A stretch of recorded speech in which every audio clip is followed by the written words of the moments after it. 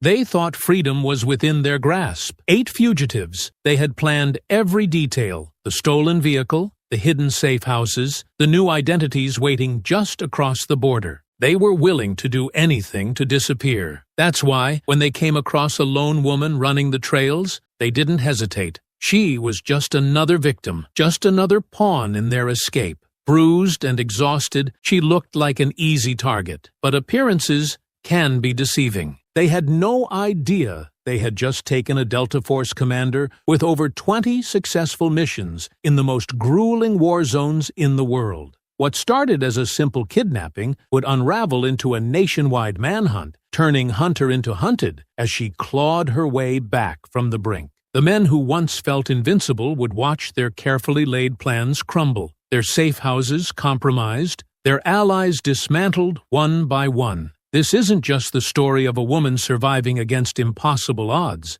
This is the story of how 8 ruthless criminals thought they had won, until they realized they had kidnapped the worst possible person. Before we go any further, comment where in the world you are watching from, and make sure to subscribe. Naomi Cole pushed herself harder as she ran along the dirt trail, keeping a steady rhythm. She had been on the trail for over an hour, the crisp morning air filling her lungs as she maintained her pace. The national park stretched for miles in every direction, with nothing but dense forest around her. It was peaceful, isolated. That isolation had been part of the appeal. She had spent years in the military, always surrounded by people, never able to let her guard down. Running gave her the space she needed, a time to think, a time to forget. But something felt wrong. She caught a glimpse of movement to her right, a shadow slipping between the trees. She didn't react, keeping her breathing controlled, her pace steady. She wasn't armed, wasn't expecting trouble, but she had learned to trust her instincts. The forest had been alive with the sounds of birds and insects just minutes ago. Now it was silent. Ahead, off the trail, a black SUV was parked at an awkward angle near the tree line. The driver's door was open. She slowed, pretending to check her watch. The vehicle was covered in dust, the license plate barely visible. There was no one inside, but she could see movement near the trees, more than one person. Then she heard the sound of footsteps behind her. She turned, and a man was already lunging at her. Naomi shifted her weight and sidestepped, letting him stumble forward. He was tall, thick arms covered in tattoos, his face sunburned and unshaven. She barely had time to register him before 2 more men emerged from the trees, blocking the trail. Another stepped out from behind the SUV. There were 8 of them in total. She sized them up quickly. Prison uniforms, torn and dirty, mixed with stolen civilian clothes. Some carried makeshift weapons, pipes, a crowbar, a hunting knife. They looked like they had been on the run for days. But that didn't make them any less dangerous. A man with slicked-back hair stepped forward. He was leaner than the others, but there was confidence in the way he carried himself. He smirked. "No need to run. You're exactly what we needed." Naomi's muscles tensed. She didn't know who they were or what they wanted. But one thing was clear. They had been waiting for her. She wasn't going to let them take her without a fight. Naomi kept her stance neutral, her breathing steady, but her mind was already analyzing the situation. 8 men, all rough, all tense, all expecting her to react a certain way. They had her surrounded, cutting off the path ahead and blocking her retreat behind. It wasn't a sloppy formation, but it wasn't professional either. These weren't trained men. They were hardened by something else. Prison. The leader stepped forward, just enough to establish himself as the one in charge. He was lean, his slicked-back hair and worn leather jacket giving him the look of someone who thought he was untouchable. The way the others lingered behind him, waiting for his reaction, told her everything she needed to know. He was the one calling the shots. "You're a long way from help," he said smoothly. His voice was calm, almost friendly. But Naomi knew better than to be fooled by that kind of tone. "Ain't exactly a good place to be alone, wouldn't you say?" Naomi didn't flinch, didn't look away. She had spent too much time in too many dangerous places to be intimidated by a few men who thought their numbers made them powerful. "Seems to me you're the ones with the problem," she said evenly. A few of them chuckled at that, but it was the kind of laugh that didn't reach their eyes. The leader smirked, tilting his head slightly. "You don't know what's going on, do you?" He gestured lazily toward the SUV parked near the trees. "Take a guess." She didn't need to. She had already figured it out. "You broke out of prison," she said. The smirk widened. "That's right. 8 of us. Fresh out. And wouldn't you know it, the whole damn state is on high alert. Cops everywhere. Roadblocks. Patrols. Ain't exactly the kind of welcome wagon we were hoping for. And I'm supposed to care because—" The man's grin stretched wider. But there was a sharpness behind it now. "Because we need a way through. We need someone to help us pass the roadblocks. Past the cops. And look at that. Right place. Right time." One of the other men, a stocky guy with a crooked nose and a fading black eye, crossed his arms. "I still think we should just take her stuff and move on. You think we're just going to walk through a roadblock looking like this?" The leader shot back, waving at their mismatched stolen clothing and prison tattoos. "We need a damn reason to be there. She's it. She's a runner," another man muttered, eyeing Naomi. He had a sunburnt face and a thin, wiry build, the kind of guy who had been surviving on his nerves alone. "She ain't gonna get us past cops. She ain't just a runner," a deeper voice rumbled. Naomi turned her head slightly toward the one who had spoken. A massive man with a thick build and a shaved head. He was bigger than the others, broader, the kind of person who didn't need to carry a weapon, because his body was the weapon. He had been watching her closely, and Naomi knew exactly what he had seen. The way she had kept her feet positioned, the way she hadn't panicked, the way she had sized them up the moment they surrounded her. He had picked up on it. The leader turned to him. "Something you want to share, Brick?" The big man, Travis Brick Walker, didn't take his eyes off Naomi. "She's not scared." The others didn't seem to know what to make of that. Naomi stayed quiet, letting the moment settle, letting them wrestle with the fact that she wasn't reacting the way they expected. "Don't matter," the leader said after a moment, brushing it off. "She don't gotta be scared.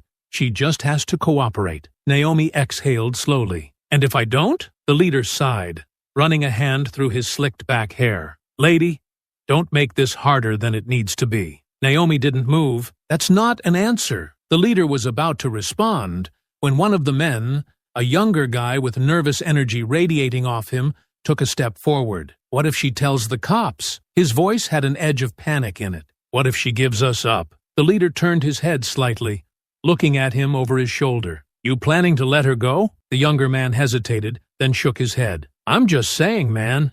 This is stupid.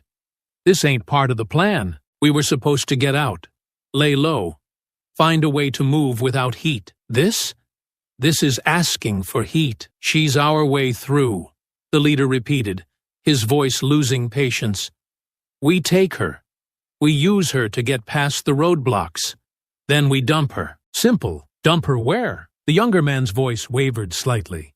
The leader turned fully now, his posture shifting, his smirk gone. "You ask too many damn questions." The nervous guy swallowed hard, but didn't argue further. Naomi was watching closely, listening to every shift in tone, every crack in their unity. The younger one was afraid.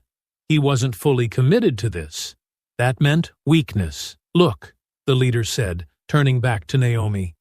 "This don't gotta be a fight. You walk with us nice and easy. Nobody gets hurt. We get through the roadblock, and you go on your way." Naomi didn't believe that for a second. She had been in situations like this before, had heard variations of that same line.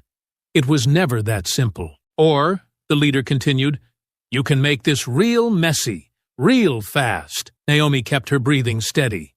She could feel the tension settling around them, a charged moment where everything could shift in an instant. They were waiting for her to react, waiting for her to show fear or compliance. Instead, she lifted her chin slightly, meeting the leader's gaze head-on. "I think we both know I'm not going anywhere with you." Silence stretched between them. The leader clicked his tongue, shaking his head like she had just disappointed him. "Shame," he murmured. Then, without warning, one of the men lunged. The second the man lunged, Naomi moved. She twisted her body just as his arms reached for her, sidestepping smoothly as his momentum carried him past. His balance was off, and she took advantage of it instantly, slamming her elbow into the side of his jaw. His head snapped back violently, and before he could recover, she followed up with a quick, precise strike to his throat. He let out a choked gasp as his legs buckled beneath him, collapsing face first into the dirt. For half a second, there was silence. Then everything exploded at once. "Get her!" Naomi was already moving, her body twisting as another man grabbed at her from the side. She wrenched her arm free and drove her knee into his stomach, feeling his breath rush out as he doubled over. Before he could recover, she brought both hands down in a sharp hammer strike to the back of his neck, sending him sprawling forward. He hit the ground, groaning, but she didn't stop to see if he got up. She was already sprinting. She wasn't trying to escape. She knew they'd chase her no matter what, but they were bunched together, trying to grab her all at once. She needed space, needed to isolate them. The forest was dense, but the trail was narrow, lined with thick trees and uneven terrain. Naomi used it to her advantage, cutting sharp angles, darting between trunks, forcing them to react instead of plan. She could hear them shouting, crashing through the underbrush after her. "Cut her off! Move your ass! She's getting away!" A branch snapped to her right. Naomi turned just as a stocky man, Rust, the one with the busted lip, lunged from the side. She reacted instantly, planting her foot and dropping low, sweeping his legs out from under him. He hit the ground hard with a strangled grunt, and Naomi was already moving again before he could recover. Footsteps pounded behind her, and she heard the unmistakable sound of breathing too close. She ducked as an arm swung toward her head, barely missing. She twisted, driving her elbow into the attacker's ribs. He grunted, staggering back, but another pair of hands reached for her from the other side. She spun away, moving fast, but they were adjusting now, trying to predict her movements. "She's too fast!" someone shouted. "Shut up and grab her!" Naomi saw the tree line ahead breaking into a small clearing, just enough space for them to spread out again. She had to make a choice. Stay in the thick of the woods and keep moving, or turn and take another one down before they boxed her in. A shadow shifted in the trees ahead. Someone was trying to get in front of her. She didn't stop running, but she adjusted her course, angling slightly to the left. The second she broke through the clearing, she saw the man waiting for her. Thin, wiry, sunburnt, his stance tense but unsteady, slim. He had positioned himself to cut her off, but he wasn't ready for how fast she closed the distance. Naomi feinted left, forcing him to react, then snapped her foot into his knee. He yelped, stumbling, and she slammed her shoulder into his chest, sending him crashing to the ground. Shouts rang behind her, and she knew the others were catching up fast. She turned, ready to move again, but something slammed into her side. A solid mass, all brute strength and force. Brick. The impact took her off her feet. She hit the ground hard, the air rushing from her lungs as his weight bore down on her. His hands locked onto her wrists, pinning them into the dirt. "Enough of this," he growled, his grip tightening. Naomi struggled, twisting, trying to free herself, but he was too damn big, too heavy. His sheer size alone was enough to keep her locked down, no matter how well trained she was. "Don't kill her!" Vinny's voice cut through the chaos. "We need her alive!" Brick's grip didn't loosen, but he exhaled sharply, adjusting his hold. "She's got some fight," he muttered. "Almost respect it." Naomi wasn't listening.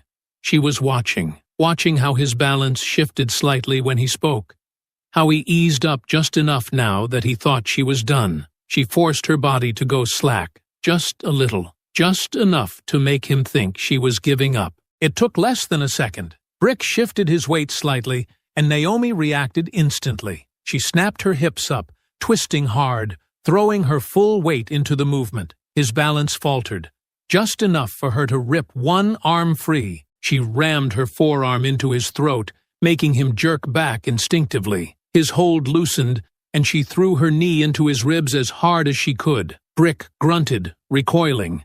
But she wasn't free yet. Hands grabbed her from behind, yanking her upright before she could fully escape. She lashed out, twisting her body. But there were too many of them now. Too many hands pulling, grabbing, holding her down.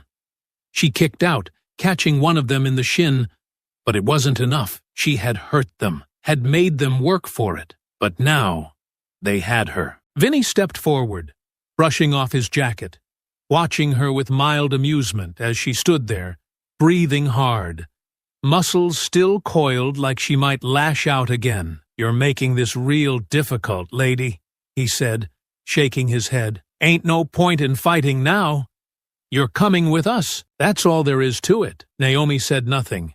She just kept breathing, kept watching, kept waiting. They had her for now, but they hadn't won yet. Naomi kept her breathing controlled, ignoring the burn in her muscles as she stared down the drop ahead. The rock face was steep, uneven, with jagged edges and loose dirt covering the slope. But it wasn't impossible. The landing at the bottom was rough, overgrown with thick brush and strewn with broken rock. But she could manage it. She had no choice. The sound of crashing footsteps behind her, the frantic voices of the men struggling to keep up, told her exactly how close they were. "She's got nowhere left to go," someone yelled, their voice breathless with exertion. She stepped back, her foot skimming the edge as she turned her head just enough to see them emerging from the trees. Vinny was in the lead, his jacket dirtied, his expression twisted with irritation. Right behind him were Brick, Rust, and Slim, all of them in varying states of exhaustion, their frustration boiling just beneath the surface. Slim's hands were still clenched around the pistol, his grip too tight, his stance nervous, while Rust was clearly favoring one side, limping slightly from where she had hit him earlier. Brick was the only one who looked completely unfazed, his steady breathing and sharp eyes making it clear he had more left in the tank than the others. Vinny came to a stop, shaking his head as he rolled his shoulders, letting the tension settle before exhaling. "You made this way harder than it needed to be. I'll give you credit for that, lady. You run like a damn deer." His voice was lighter than his expression, but the exhaustion behind it was obvious. They had all expected this to be simple, and Naomi had proven them wrong. She didn't speak, didn't react, just kept scanning their faces, watching how they shifted, how they positioned themselves. Slim was jumpy, still looking to Vinny for instruction. Rust was impatient, wanting this over with. Brick was waiting, letting them handle it, knowing if it came down to brute strength, he could step in. Vinny let out another sharp breath, adjusting his jacket as he nodded to himself. "Now, normally, this is where we'd offer you a deal. You stop fighting. You make this easy. Maybe we don't have to rough you up too much. But I think we're past that, don't you?" He took another step forward, lifting a hand toward the others without looking back. "Go on. Grab her!" The second they moved, Naomi pushed off the ground and launched herself over the edge. Shouts erupted behind her, but she was already in the air, tucking her body just as her feet hit the steep slope. The impact sent a sharp jolt through her legs, dirt and loose stone sliding beneath her. But she rolled into the motion, absorbing the force, keeping her momentum as she hit the ground hard. She felt her muscles protest, but she didn't stop. She pushed forward immediately, sprinting through the uneven terrain, forcing herself to move before they could find another way down. More shouting from above. She jumped! Go around! The terrain was rough, thick with trees and broken rock, but it gave her cover. She moved fast, weaving through the undergrowth, keeping low, listening for any sound that told her how quickly they were following. For a few seconds, it felt like she had finally bought herself some real distance. But the illusion didn't last long. The unmistakable sound of footsteps crashing through the brush sent a fresh surge of adrenaline through her. She turned her head slightly, just enough to see Brick moving through the trees at an alarming speed. He had taken the drop better than the others, his heavy frame unbothered by the rough landing, and he was gaining fast, He wasn't just running on anger or adrenaline like the others. He was methodical, efficient, tracking her like a predator that knew its prey was already exhausted. Naomi gritted her teeth, pushing harder even as her body screamed at her to stop. Ahead, a low branch stretched across her path, just high enough to use. She grabbed it without slowing down, using the momentum to swing herself forward, planting her feet on a thick tree trunk and kicking off just as Brick reached for her. He lunged, fingers brushing against the air where her arm had been. But she had already propelled herself forward, landing hard and rolling before taking off again. The forest ahead was denser, the ground uneven, the roots thick and tangled. If she could just keep going, if she could force them further away from their vehicle, further into terrain they weren't familiar with, she could shift this in her favor. A gunshot rang out. Naomi barely had time to react before bark exploded against the tree beside her, the sharp crack sending splinters flying in all directions. She didn't stop moving, throwing herself behind the nearest cover, her heart hammering as Slim's voice echoed through the trees. "You dumbass!" Vinny's voice was furious. "I said, we need her alive. I wasn't aiming at her." Slim yelled back, his voice panicked.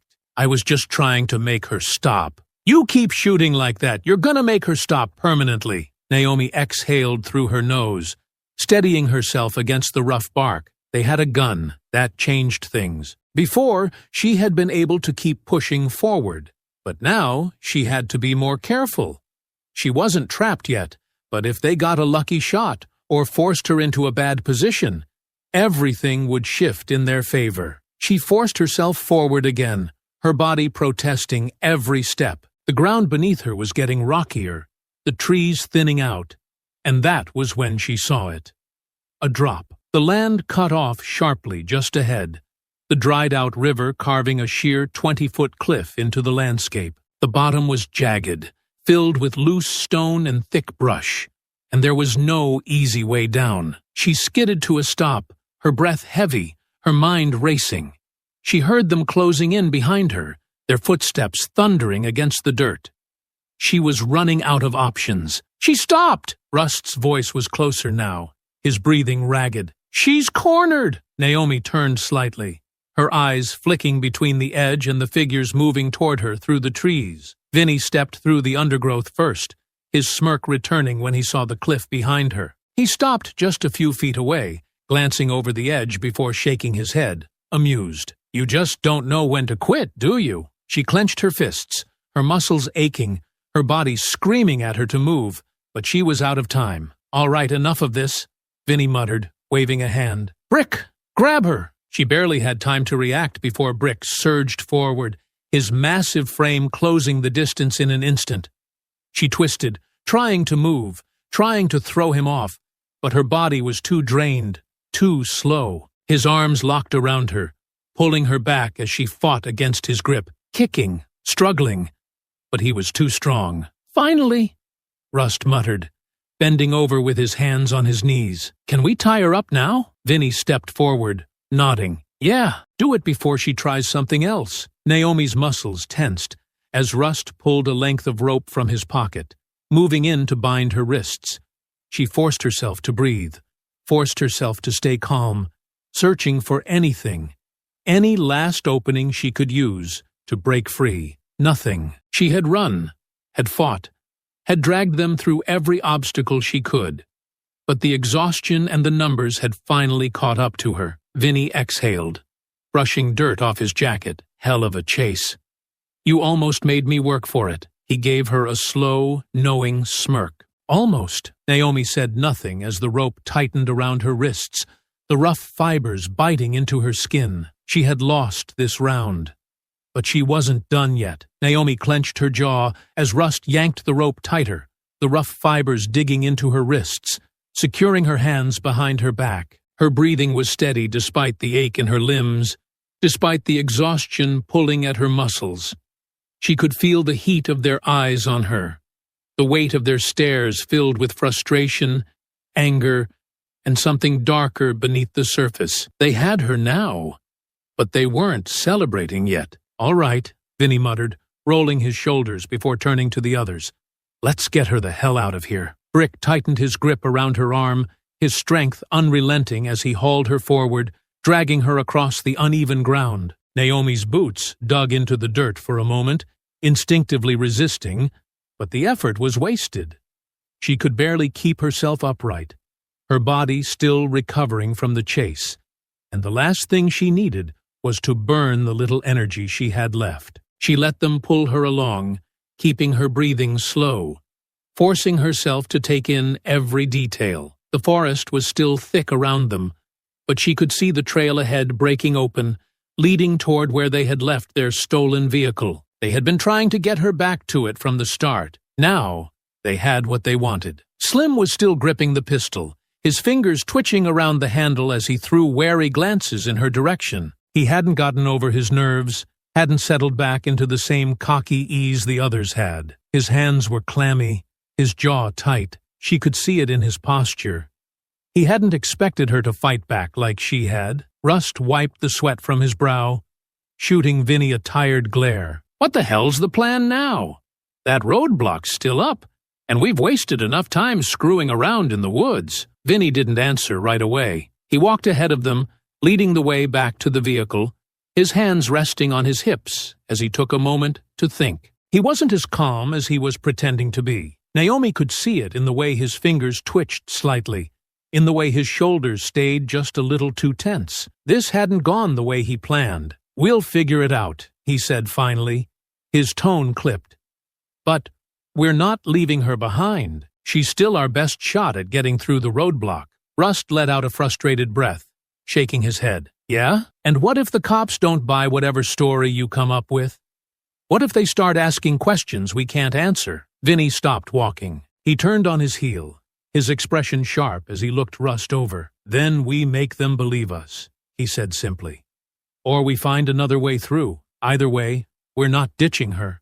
We've come too far for that. Naomi stayed quiet, letting the words sink in. They were keeping her alive because they still thought they could use her. That meant she had time.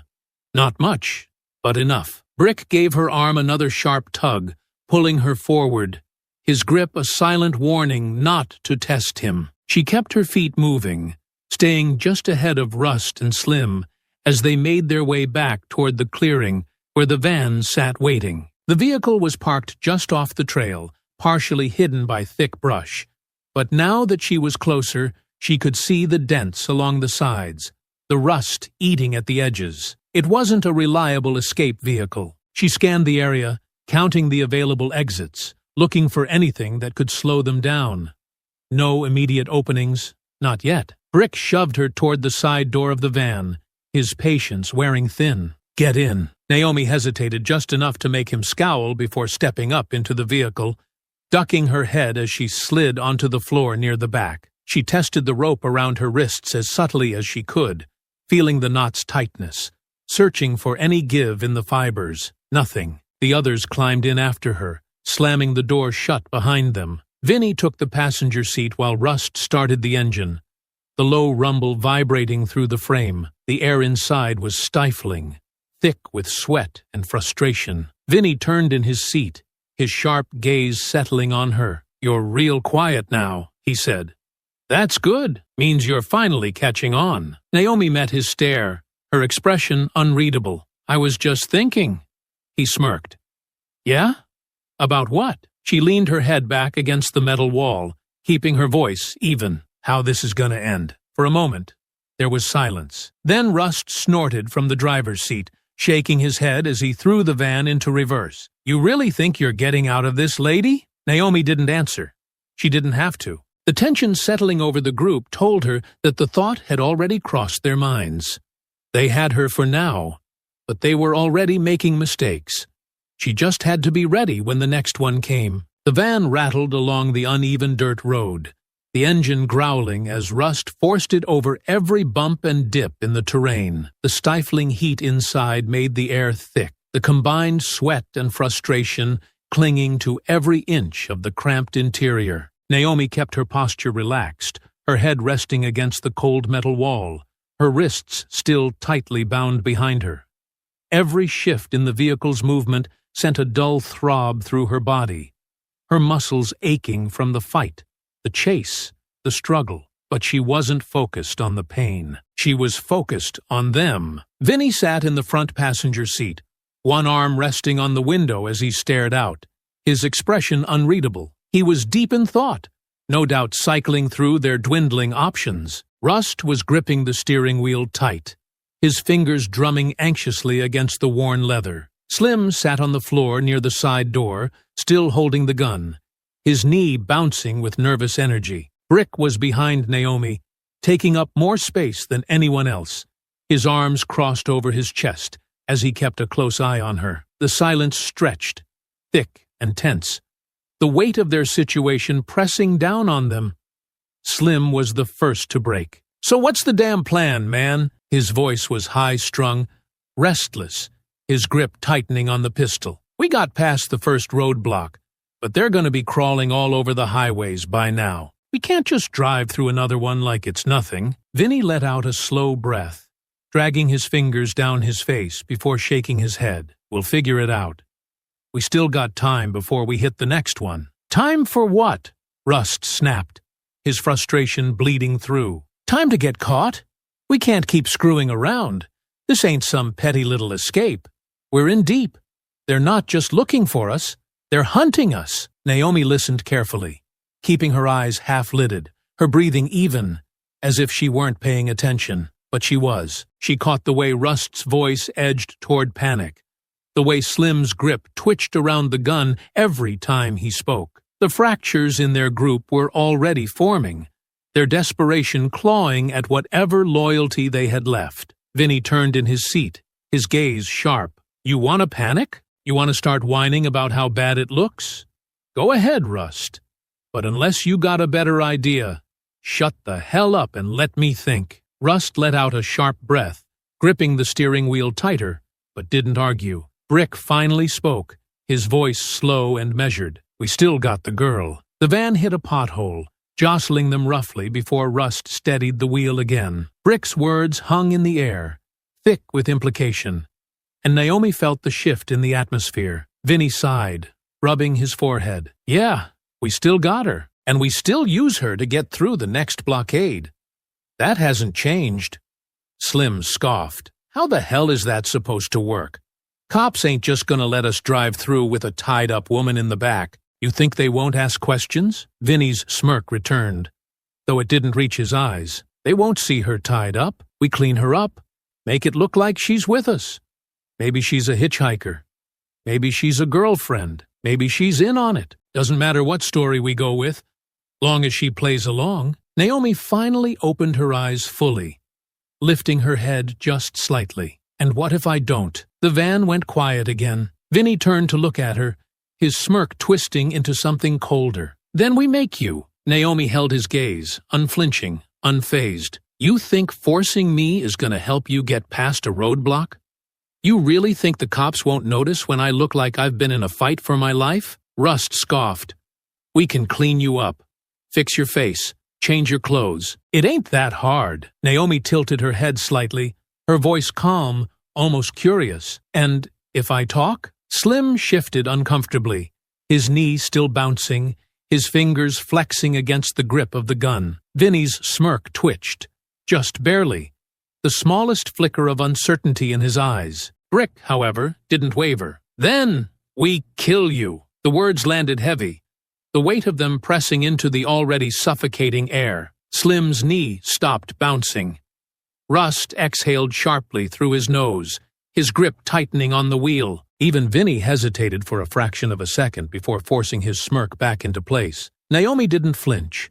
She just breathed, slow and even, letting them sit with the reality of what Brick had just said. "That's the problem, isn't it?" she murmured, voice low but unwavering. "You kill me, you lose your leverage. You keep me, and I'm a liability.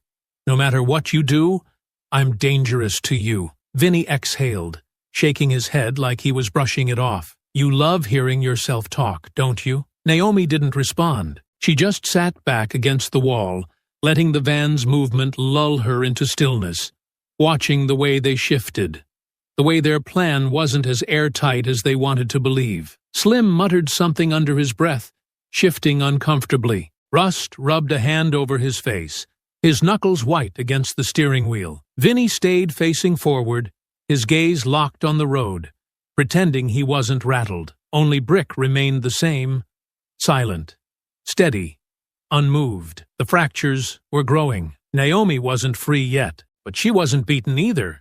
She just had to wait for the next crack to split them open. The van rocked over uneven pavement as they hit the main road, the worn-out suspension making every bump feel worse than it was. Naomi stayed still, her back pressed against the metal wall, her arms pinned behind her, but her mind was working constantly. Every shift in their tone, every flicker of uncertainty, every moment of silence between them was another crack forming. They had the numbers.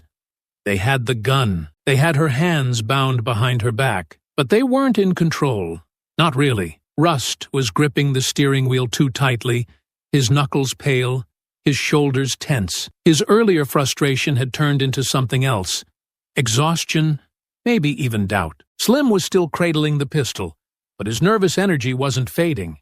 If anything, it was getting worse. He wasn't used to this, wasn't built for it. He was the kind of man who talked big, but folded under real pressure. Brick was unreadable, sitting with his arms crossed, his breathing steady, his presence heavy in the already cramped space. He wasn't worried about how the others were thinking. He was only focused on the task ahead. And then there was Vinny. Vinny still had his smirk, still acted like he had everything figured out.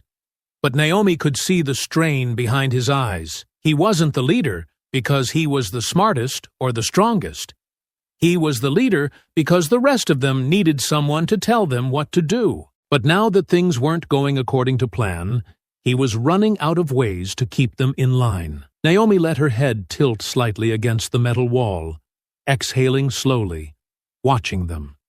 The tension in the van was thick, the hum of the road beneath them the only sound for a long time. "You're all quiet," she said finally, her voice calm, measured. "You didn't have a backup plan, did you?" Vinny didn't turn around, but she saw the way his jaw clenched. "Oh, we got plans. Just fine. Don't worry about that." "Do you?" Naomi asked, keeping her tone level. "Because from where I'm sitting, it looks like you're making this up as you go." Slim let out a sharp exhale, his knee bouncing again. "Be quiet." Naomi didn't even look at him. She kept her eyes on Vinny, studying the way his fingers tapped against his thigh, like he was trying to think through the next step, while still keeping his grip on the conversation. "You got past one roadblock, but there'll be more," she continued, pushing just enough to make them shift, just enough to keep them unsteady. "Cops are already tracking you. Maybe not your van yet, but your faces are everywhere by now. You can't walk into a gas station without someone recognizing you." Rust let out a scoff from the driver's seat, but it wasn't confident. "We've handled worse." "You've handled worse in prison," Naomi corrected, "where you knew the rules, where you had a system, people watching your back. You don't have that out here. No walls, no guards, no codes to fall back on. You're not running a gang in a controlled space anymore. You're just running. Silence." She could feel the shift happening, the way Slim's fingers twitched against the gun, the way Rust exhaled through his nose like he was trying to block out what she was saying. She knew what doubt sounded like. Vinny chuckled, low and forced. "You love the sound of your own voice, don't you?" Naomi ignored him. "You're already turning on each other." Slim shifted, his grip tightening. "That's not true." "Really?" Naomi asked, finally looking at him. "Because, from where I'm sitting, you're the one holding the gun, but you're not leading. You're not even deciding what happens next. You're just waiting to be told what to do, hoping no one notices that you're not making any choices yourself." Slim's jaw tightened, but Naomi saw the flicker of something in his expression. "He's doing fine," Rust muttered, but even he didn't sound convinced. Naomi turned her attention back to Vinny, watching as he exhaled through his nose, forcing himself to keep the grin on his face. "That's a nice trick," he said, shaking his head. "Trying to stir trouble. Ain't gonna work." Naomi let her lips quirk into something that wasn't quite a smile. "You sure?" The van jolted suddenly as Rust swerved to avoid a pothole, sending a hard jerk through the cabin. Naomi let her body shift with the movement, using it to test the ropes again, to see if they had loosened at all in the last hour. Still tight, still holding. But that didn't mean they were unbreakable. She kept her breathing slow, watching, waiting. "I don't care what she says," Brick muttered from behind her. His voice was calm, level, completely unbothered by everything happening around him. "We stick to the plan, get through the next roadblock. Then we figure out where we're heading after that." Vinny nodded like he agreed, but Naomi caught the flicker of something else in his expression. Brick wasn't following him. Brick was making his own calls now. Rust ran a hand down his face, shaking his head. "Yeah. And what's after that, genius? You think we just disappear? You think we get across the border and live happily ever after?" Vinny exhaled sharply. "We keep moving. That's what we do." Rust let out a dry, humorless laugh. "That's not a plan. That's just stalling. You don't know what's next, do you?" Naomi stayed silent, watching the way Rust's hands tensed on the wheel, the way Slim kept glancing between the gun and Vinny, like he wasn't sure who to listen to anymore. She had planted the seed, and now she just had to wait. The fractures were growing. They wouldn't break yet, but soon. The van's engine droned low, a steady vibration through the floor as they rolled onto the highway. The forest was behind them now, replaced by long stretches of road cutting through open fields and scattered towns. Naomi kept her breathing steady, her wrists still bound behind her back, her shoulders tight from holding the same position for too long. Vinny hadn't spoken much since the last conversation. His smirk had faded, his mind working too hard to come up with a plan that made sense. They were closing in on the next roadblock, and they all knew it. The tension in the van had thickened, pressing down like a weight none of them could shake. Rust's grip on the wheel was stiff, his fingers wrapped too tight, his shoulders hunched like he was preparing for something to go wrong. Slim was fidgeting with the gun again, his knee bouncing, eyes darting to Naomi every few minutes like he expected her to do something. Brick, as always, sat silent, his presence more of a warning than anything else. Vinny finally exhaled sharply, running a hand through his hair. "All right," he muttered. "We do it just like I said. We clean her up, make her look normal. No ropes, no marks, no struggle." He turned in his seat, locking eyes with Naomi. "You're gonna be in the passenger seat. You don't talk unless I say. You smile, you look calm, and you don't do anything stupid." Naomi met his gaze evenly. "And if I do?" Vinny's smirk returned, but it was smaller, more forced. "Then we'll have to make sure you don't get the chance to say anything at all." Rust scoffed under his breath, shaking his head. "This is ridiculous. We're putting everything on the line for this? You really think it's gonna work?" Vinny shot him a glare. "Unless you got a better idea. Shut up and drive." Rust muttered something under his breath, but didn't argue. Naomi kept her expression unreadable, but inside, she was already adjusting her plan. This was risky, but she could work with it. They wanted her in the front seat, visible but controlled. That gave her an opening. Vinny turned back to Brick. "Untie her, but do it slow." Brick reached for the ropes, his large hands working methodically, not giving her an inch of unnecessary movement. As soon as her wrists were free, Naomi rolled her shoulders, easing the tension. But she didn't react beyond that. She kept still, knowing any sudden movement would set them on edge. Slim gripped the gun a little tighter. "I don't like this." Vinny exhaled through his nose, clearly losing patience. "You don't like anything, Slim. Just keep your head straight and let me handle it." Brick nudged Naomi forward. "Move!" She slid into the passenger seat, the stiffness in her muscles making it clear just how much time she had spent bound in the back. Vinny reached into the glove compartment, pulling out a rag. "Clean your face." Naomi took the cloth, dabbing at the dirt and sweat that had streaked across her skin from the struggle. The bruises forming along her jaw were unavoidable, but they weren't obvious enough to raise immediate suspicion. She kept her movements slow, deliberate, not making eye contact as she wiped her hands against the fabric of her pants, shaking off the last of the tension in her limbs. Slim was still muttering under his breath. "This is bad. We should have gone another way." Vinny turned in his seat, his expression tightening. "And run where? You think back roads are going to save us? We go through this roadblock, clean and easy, or we spend the next few hours trying to dodge patrols until we run out of options. So, stop talking and get ready. Rust's grip on the wheel twitched slightly, his face tight with stress, but he didn't argue. The road ahead stretched long and open, but in the distance, Naomi could already see the flashing lights, the roadblock. Vinny straightened his jacket, rolling his shoulders like he was getting into character. He glanced at Naomi, his smirk returning just enough to try and sell the illusion. "Play nice, sweetheart. We're almost home free." Naomi didn't react. She just watched the road ahead, waiting. The line of cars leading up to the blockade moved slowly, uniformed officers standing at intervals, scanning each vehicle that passed through. Some were speaking with drivers, others watching closely, looking for signs of trouble. Rust swallowed hard. "Here we go." Vinny leaned slightly toward Naomi, lowering his voice just enough for only her to hear. "Remember, one wrong move, and you won't like what happens next." She didn't answer. She didn't need to. The van rolled forward, inching closer. Naomi kept her posture relaxed, her expression neutral. Just another passenger in just another vehicle. The officer ahead waved them forward, stepping closer to the driver's side window. Rust forced a smile, though it didn't quite reach his eyes. "Afternoon, officer." The man gave a short nod, scanning the inside of the van. "Where you folks heading? Family trip?" Vinny answered smoothly before Rust could stumble over his words. "Had to take a little detour after hitting some bad traffic earlier. You know how it is." The officer barely looked at him. His eyes had already landed on Naomi. She felt it instantly. The pause, the calculation, the slight narrowing of his gaze.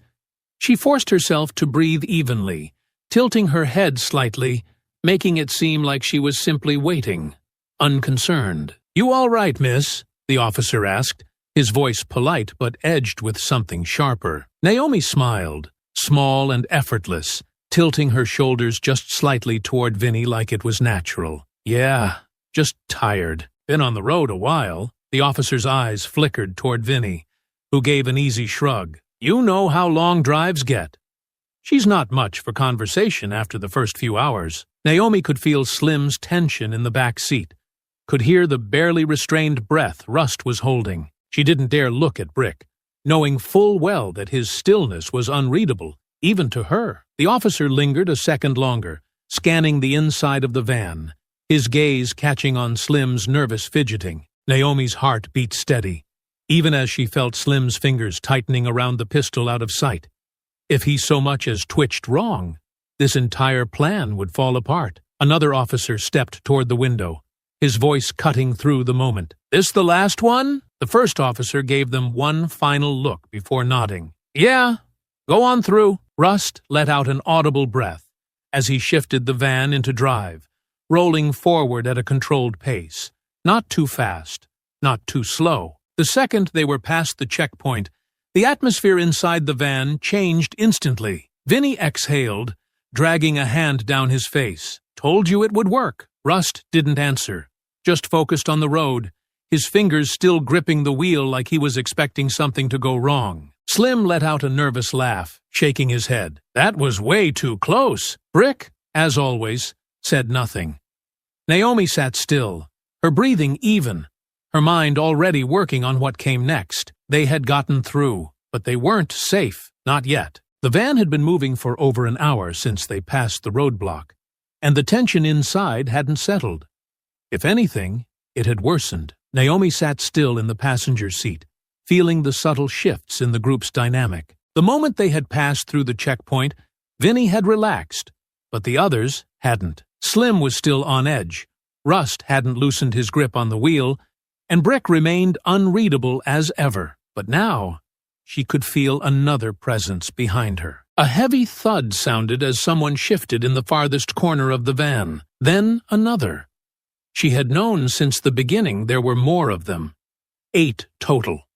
But she hadn't seen them all. Some had stayed hidden in the shadows, keeping quiet. Now, as the van turned down an isolated, cracked road surrounded by nothing but overgrown grass and scattered trees, the rest of them began shifting into view. Grady leaned forward first, wiry and hollow-cheeked, his fingers tapping against his knee. He gave Naomi a slow, thin smile, like he had already decided how this was going to end. Figured you'd meet the rest of us eventually. Beside him, Carl let out a slow breath, arms crossed over his broad chest, his expression unreadable. Doyle, the one with the scar down his face, barely looked at her. His knuckles were cracked, his hands resting on his lap like he was waiting for an excuse to use them. Rust glanced toward the rearview mirror, then back at Vinny. We need to deal with her now. Slim shifted uncomfortably, his grip still tight on the gun in his lap. We should have left her in the woods back there.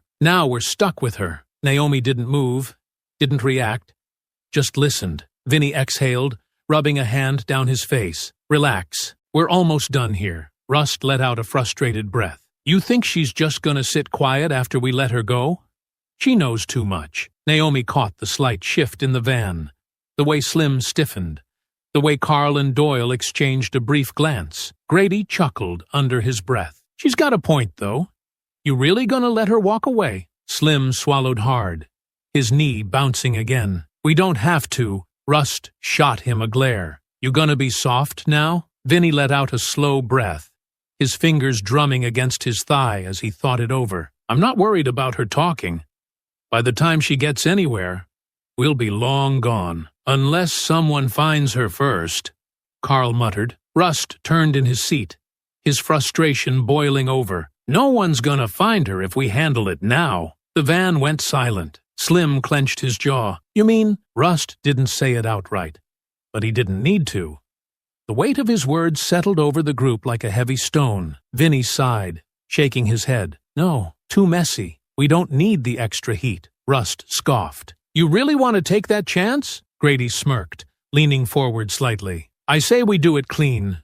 Quick.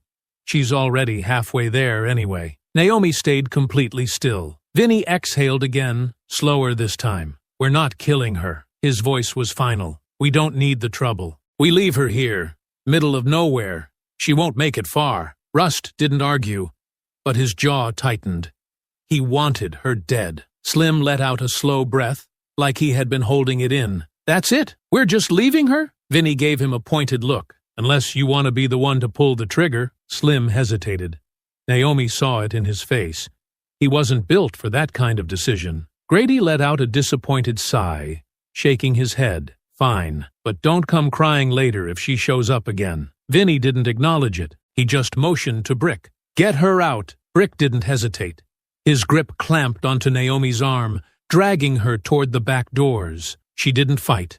Not yet. The moment the doors opened, cold air rushed in, carrying the scent of damp earth and old trees. The terrain was uneven, the dirt broken up by exposed roots and thick patches of brush. This wasn't just some random drop-off. They had planned for this. Brick shoved her forward, and she stumbled onto the rough ground, catching herself before she could hit her knees. Before she could move, Doyle stepped forward, looping a length of rope around her wrists again, pulling them behind her back with practiced ease. Naomi clenched her teeth, watching the others. You should have stayed quiet, Vinny mused, stepping out of the van. You're smart. I'll give you that. But smart don't mean much when you're outnumbered. Grady leaned against the van, watching her like she was a puzzle he had already solved. Shame. Really, you put up a good fight. Slim swallowed hard, his face pale. He didn't step forward, didn't look at her directly. He wasn't like the others. He wanted her gone, but he didn't have the stomach for it. Vinny sighed, rubbing a hand over his face like this was some minor inconvenience. All right, let's get this done. Rust nodded, stepping closer with a length of duct tape. Naomi tensed, every muscle in her body coiled, waiting for the right second. She wasn't going to let them leave her out here, but they weren't going to make it easy. Doyle's grip tightened on her arms, and Rust yanked the tape forward, just as Naomi moved. She threw her weight backward, slamming Doyle into the side of the van, knocking him off balance just enough to loosen his hold. The moment she felt the slack, she twisted, driving her knee up into his ribs, forcing a sharp grunt from his chest. Vinny reacted instantly. His fist snapped out, catching her just under the ribs, knocking the air from her lungs. The impact sent her stumbling back, but she stayed on her feet, forcing herself upright. Brick was already moving. Before she could launch another strike, his hands clamped onto her shoulders, spinning her around and shoving her down into the dirt. Her arms wrenched behind her, pain flaring through her shoulders as Doyle regained his footing, grabbing hold of the rope. "Enough!" Brick muttered, his voice as steady as ever. Naomi breathed hard through her nose, keeping her expression blank as the ropes bit into her wrists once more, this time tighter, more unforgiving. Vinny let out a long exhale, shaking his head. That was a waste of time. Rust tore a strip of tape and pressed it over Naomi's mouth, his fingers digging into her jaw as he made sure it was secure. "Not so tough now, are you?" She didn't react, didn't give them the satisfaction of a struggle. Vinny turned to the others, already done with this moment. "Let's go." They moved quickly, not even sparing her a last glance as they climbed back into the van. The doors slammed shut, the engine revved, and the tires kicked up dirt and gravel as the vehicle peeled away. The sound of the van faded into the night, leaving Naomi alone in the cold, bound, bruised, and bleeding. But she wasn't dead, and they had just made the biggest mistake of their lives. The night was silent. The only sound was the distant hum of the van's engine fading into the darkness. Naomi lay still for a moment, her body aching, her breath steadying as the weight of what had just happened sank in. They had left her bound, gagged, and alone in the middle of nowhere. They thought they had won. They thought she was as good as dead. She rolled onto her side, testing the ropes around her wrists. They had been tightened after her last attempt to fight back, the fibers digging into her skin. The duct tape over her mouth made breathing slightly harder, but not impossible. She focused, pushing aside the pain, the exhaustion, and the frustration. Right now, none of that mattered. Right now, all that mattered was getting free. The ground beneath her was rough, uneven dirt, mixed with patches of grass and scattered leaves. The darkness stretched in every direction, trees swaying gently in the wind, their rustling the only reminder that the world around her was still alive. There was no road, no signs of civilization, no immediate way to call for help. She didn't panic. She shifted slightly, rolling onto her knees, her arms still trapped behind her. The ropes were tight, but they weren't perfect. Doyle had been quick when he tied them, but quick didn't mean flawless. Naomi twisted her wrists, feeling out the tension points, the slight give in the knot. It wasn't much, but it was something. She took a slow breath, pressing the edge of the rope against a jagged rock embedded in the dirt. The fibers didn't snap immediately. It would take time, patience. Every movement had to be controlled, every shift deliberate. She didn't have the luxury of rushing. The wind picked up slightly, carrying the distant sound of something moving in the trees. An animal, maybe. Or worse, one of them coming back to check if she was still breathing. She moved faster. The fibers began to fray. Sweat trickled down her temple, her muscles burning from holding the same position for too long. She twisted again, the rope catching against the rock at just the right angle. Snap! The relief was instant. The pressure around her wrists loosened, and she yanked her arms free, wincing as blood rushed back into her hands. She reached up immediately, peeling the duct tape from her mouth, her skin stinging as it came away. She exhaled, finally able to take a deep, steady breath. She wasn't free yet. Naomi pushed herself to her feet, rolling her shoulders, flexing her fingers to work out the stiffness. Her body was covered in scrapes and bruises, her ribs aching from the blows she had taken earlier. But none of that mattered now. She turned, scanning her surroundings, taking in the landscape. The area was thick with trees, dense enough that she had some cover, but open enough that she could move. The van tracks were still fresh in the dirt, leading back toward the main road. She could follow them, but she knew better. They weren't going to stop running. She had spent her life hunting men like them. Now, they were her mission. Naomi inhaled deeply, her mind already working through the next steps. She needed to find help, to get word out before they could disappear again. The manhunt would already be in motion. The second those roadblocks went up, the authorities would have started tracking their movements. But that wasn't enough. She had seen them up close. She knew what they were capable of. Rust had been the most vocal about getting rid of her, but he wasn't the only one who wanted it. Grady had suggested it without hesitation, and Vinny, despite playing it cool, hadn't argued much. That told her everything she needed to know. They weren't running just to be free. They were running so they could go back to the only thing they knew. Naomi had spent years tracking criminals, understanding their patterns, their mistakes. These men weren't just escaping. They had a plan. They had contacts somewhere, a place to regroup, people who would help them disappear. If she didn't stop them now, they would vanish. And when they reappeared, it wouldn't be as fugitives. It would be as monsters ready to do what they had done before. That wasn't going to happen. She took another breath, calming the storm inside her. This wasn't fear. This was clarity. She wasn't just going to survive. She was going to hunt them down, every last one of them. Naomi moved with a calculated urgency, her body aching but her mind sharper than ever. The night air was cool against her skin, the adrenaline still dulling the worst of the bruises that would come later. The thick forest had been suffocating. But now, as she reached the clearing, she could see the faint glow of headlights in the distance, a beacon against the darkness, a road, civilization, a way to turn this around. She wasn't out of danger yet. She couldn't afford to make a mistake now. The prisoners thought she was dead. But if any of them had second thoughts, if they circled back just to be sure, she had no doubt they would finish what they started.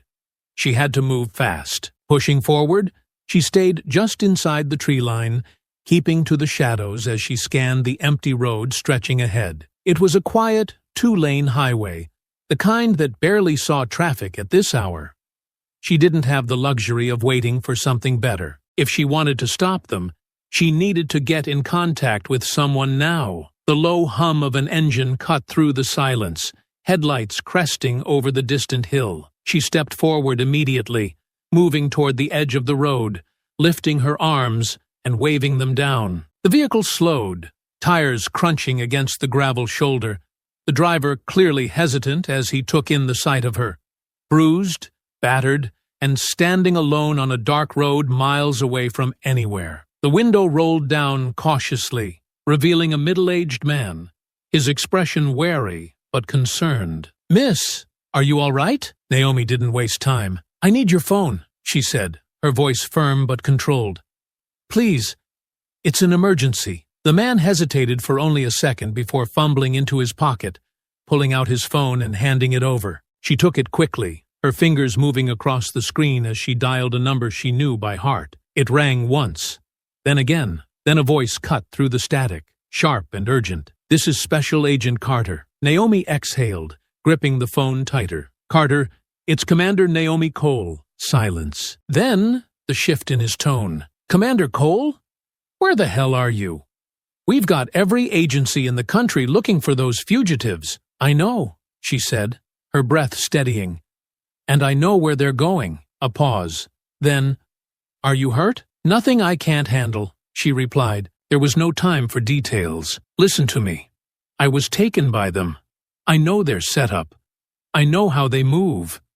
And I know they're not just running." Carter's voice hardened. "Explain." "They had a plan before they even broke out," Naomi said. "This isn't about disappearing. They've got contacts, resources. They're not looking to escape. They're looking to regroup." A beat of silence. Then Carter swore under his breath. "Where are you?" Naomi turned, scanning her surroundings, then spotted a rusted, weather-beaten road sign near the shoulder. "County Road 16, just south of—" "We're sending a team. Stay put." She clenched her jaw. "No. Commander, you need me in this," she said, her voice leaving no room for argument. "They think I'm dead. That gives us an advantage. I can track them before they disappear for good." Carter exhaled sharply, the hesitation clear. "You're not going to wait for backup, are you?" "You already know the answer to that," Naomi said evenly. Another long pause, then a sigh. "Fine, but you don't go in alone. We coordinate this. I'll check in when I have something, she said. Naomi! She ended the call before he could argue further, lowering the phone as she turned back to the driver, who was still watching her with a mixture of concern and confusion. Do you need a ride somewhere? Or should I stay here? He asked carefully. Naomi shook her head. No, you should go. But when you get to town, tell the first police officer you see that Naomi Cole is alive, and she's after them. The man blinked, clearly not understanding the full weight of what she was saying. But he nodded quickly, his hands gripping the wheel a little tighter. Okay, I can do that. She handed the phone back, offering a tight nod of thanks before stepping back from the car. The driver hesitated for a moment longer before finally pulling away, his taillights disappearing into the night. Naomi exhaled, rolling her shoulders, feeling the dull ache settle into her bones. She was alone again. But that didn't matter. The fugitives thought they had left her for dead. Now she was going to make sure none of them got away. Naomi stood at the edge of the road, watching the taillights of the car disappear into the darkness. The world felt quiet for a moment, the wind rustling through the trees, the hum of distant insects, the only sound cutting through the silence. Her body ached from the beating she had taken, her ribs sore, her muscles stiff from the struggle and the long trek through the woods. But none of that mattered now. She inhaled deeply, focusing her mind. The prisoners were out there, and they thought they had won. That arrogance was their first mistake. She turned back toward the woods, scanning the terrain, replaying everything she had learned while she had been in their custody. They had a plan. Something bigger than just running. The way Vinny had handled things, the way Rust and Grady had spoken so casually about getting rid of her, it told her they weren't just desperate men looking for freedom. They were dangerous because they had nothing to lose. But more importantly, they had something to gain. That meant they had a destination. They wouldn't stay on main roads for long. Law enforcement would already be scanning the highways, checking every intersection, every gas station, every stolen vehicle. These men weren't the type to take unnecessary risks. They had a route in mind, a fallback plan, and Naomi had to figure it out before they disappeared for good. She crouched near the side of the road, running her fingers over the dirt where the van's tires had kicked up gravel. They had turned off the main highway back there, heading deeper into the back roads. She knew the general layout of the area. There weren't many places they could go without hitting a town or another checkpoint. If they were smart, they would be heading toward a place where they could get off the grid entirely. There was an old truck stop about 30 miles north, the kind that catered to long-haul drivers, cash transactions, and people who didn't ask questions. If they needed a new vehicle, that would be the place to go. If they were looking to meet someone, it would be a good rendezvous point. She started moving, staying close to the edge of the road, but off the asphalt, keeping to the shadows. She didn't need to travel far, just enough to catch a break, find a ride, and get ahead of them before they had a chance to vanish. Minutes stretched into nearly an hour, her body pushing through the exhaustion until she spotted the faint glow of distant headlights cresting over the horizon. Another vehicle, a truck this time, its rumbling engine breaking the stillness of the night. Naomi stepped forward, waving it down. The truck slowed, the brakes hissing as it rolled to a stop beside her. The driver leaned out, a man in his 60s, his face lined with years of long hauls and hard work. His gaze flicked over her, taking in the bruises, the torn clothing, the sheer determination in her stance. "You in trouble, miss?" His voice was rough, but not unkind. Naomi nodded. "I need to get to the next truck stop. You headed that way?" The man hesitated only a second before jerking his thumb toward the passenger seat. "Hop in." She climbed inside, settling into the seat as the truck rumbled forward. The cab smelled of old coffee and diesel, the kind of scent that clung to everything in these long-haul rigs. The driver glanced at her again, but didn't press for details. "You sure you don't need a hospital or something?" "I'll be fine," Naomi said, "but I appreciate the ride." He nodded, tapping the steering wheel. "Well, you're lucky I was coming through here. Not many folks on this road at night." She didn't believe in luck, but she wasn't going to argue. They drove in silence for a while, the dark road stretching ahead. Nothing but the hum of the tires and the distant call of night birds outside. Naomi leaned back, closing her eyes for just a moment, letting herself focus. She was getting close. By the time the truck stop came into view, she was already calculating her next steps. The place was dimly lit, a few semi-trucks parked along the lot, their drivers likely sleeping in their cabins. A convenience store sat at the center of the lot, its neon sign flickering. A few people milled around near the pumps, a mix of truckers, night shift workers, and drifters. And then she saw it, a black SUV parked near the edge of the lot, away from the lights. The windows were tinted, the license plate covered in a thin layer of mud. Deliberate. They were here. Her pulse remained steady, but she felt the sharp thrill of anticipation settle in her chest. The driver pulled into the lot, giving her a sideways glance. "This where you needed to go?" "Yeah," Naomi said, already reaching for the door handle. "Thanks for the lift." She stepped out, closing the door softly behind her, scanning the lot as she moved. The air smelled of gasoline and cheap food, the fluorescent lights casting harsh shadows over the pavement. She needed to get closer, confirm if it was them. If they had stopped here, they weren't planning to stay long. Either they were swapping vehicles, picking someone up, or gathering supplies before moving on. Naomi walked slowly, keeping her movements casual, blending in with the handful of people moving around the lot. She angled her path toward the convenience store first, giving herself a better vantage point. As she passed the SUV, she caught a glimpse of movement inside. Two figures in the front seats. She didn't recognize them immediately, but the posture, the way they were sitting, alert, watching the lot, told her everything she needed to know. Back up. That meant the rest of them weren't far. She kept walking, slipping into the store, stepping behind one of the shelves near the window. From here, she had a clear view of the SUV without being seen. One of the men inside lifted his phone, speaking low. A burner. Naomi's mind worked fast. If they were checking in with someone, that meant they weren't moving yet, which meant she still had time. She exhaled slowly. She wasn't just closing the distance now.